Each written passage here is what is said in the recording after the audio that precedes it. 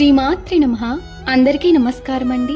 లలితా సహస్రనామంలో 84వ శ్లోకం. సద్య ప్రసాదిని విశ్వసాక్షిని సాక్షివర్జిత షడంగ దేవతాయుక్త షడ్గుణ్య పరిపూరిత.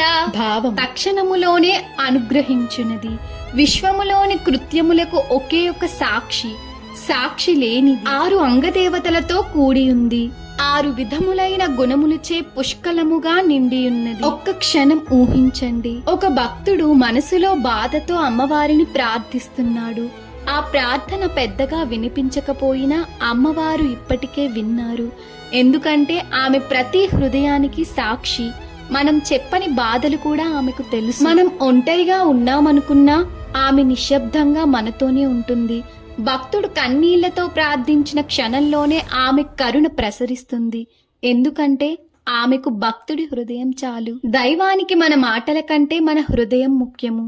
మన ప్రార్థన నిజాయితీగా ఉంటే దైవ కృప త్వరగా అనుభవించగలం. లలిత అమ్మవారి కృప మన అందరిపై ఉండాలని, ఆమె మన ప్రతి బాధను కరుణగా మార్చాలని ప్రార్థిస్తున్నాను. శ్రీమాత్రే నమః.